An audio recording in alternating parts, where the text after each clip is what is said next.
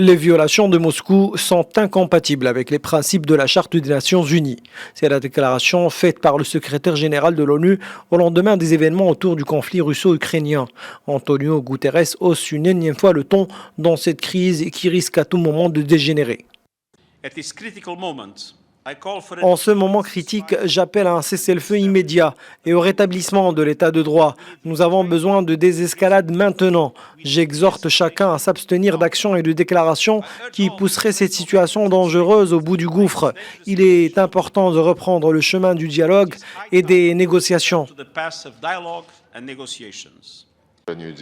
Du côté de Moscou, les tentatives de médiation se succèdent, surtout du côté français, pour tenter de calmer le président russe.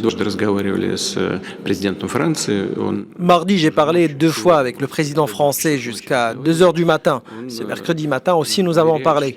Il m'a appris qu'il y avait un changement de position américaine. Quand je lui ai demandé ce qu'il en était, il ne savait plus quoi répondre. Monsieur Lavrov, je suppose que nous devons comprendre ce que sont ces changements.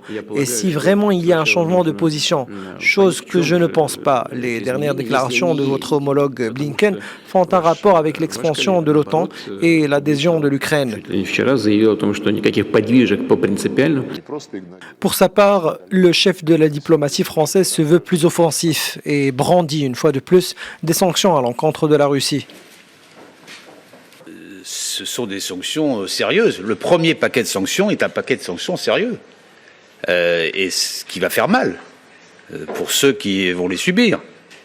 Donc nous avons constaté leur réaction à la mise en œuvre de ces sanctions. C'est pour ça qu'il fallait qu'elles soient fortes et rapides. Donc c'est immédiat.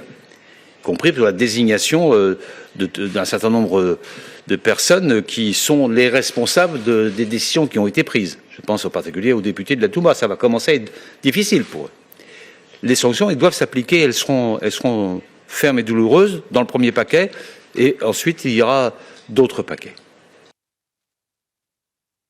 Le paquet de sanctions adopté par l'Union européenne contre la Russie après la reconnaissance par Moscou de 2 entités séparatistes dans l'est de l'Ukraine entrera en vigueur dès jeudi, selon le secrétaire d'État français aux affaires européennes. Selon les analystes économiques, les sanctions risquent de mettre principalement à mal l'économie française, puisque plus de 500 entreprises françaises, justement, opèrent en Russie.